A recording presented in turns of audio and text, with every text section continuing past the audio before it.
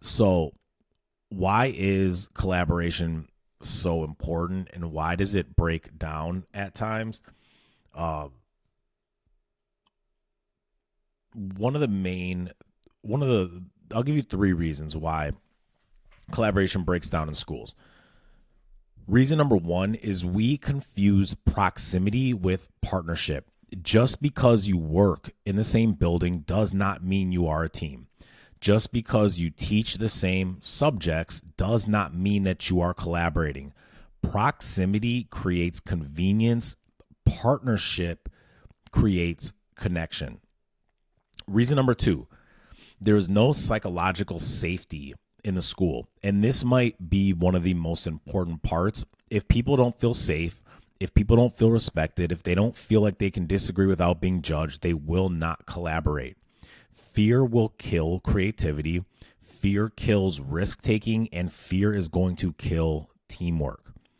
And then reason number three, we celebrate individuals more than teams. And this one may sting. Schools often reward the rock star teacher, the one with the best test scores, the one with the cleanest rooms, the bulletin boards, the doors that's dressed up with the, whatever holiday that you're leading into, the door contest. But if recognition is always about one person, the team is going to break down. Competition replaces collaboration. Silence replaces sharing, and envy is going to replace unity. And I want to say this again because I do not want someone to miss it. If recognition is always about one person, the team is going to break down. Competition replaces collaboration. Silence replaces sharing, and envy replaces unity. Culture is going to thrive when teams win, not just people. And if your team isn't collaborating, it's not that they don't care, it's because they don't feel connected. Working near someone isn't the same as working with someone. If people don't feel safe, they won't share ideas. If they don't feel valued, they're not going to take risks. And if the recognition only goes to individuals, the team is going to eventually fall apart.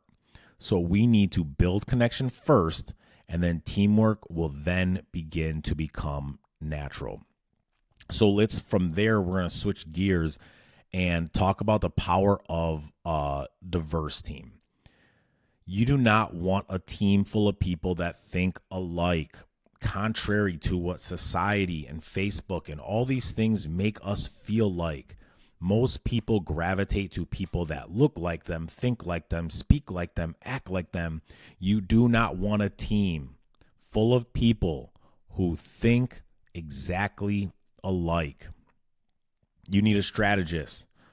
You need an optimizer. You need a dreamer. You need someone that's a challenger. You need a nurturer. You need a motivator. You need an analyzer.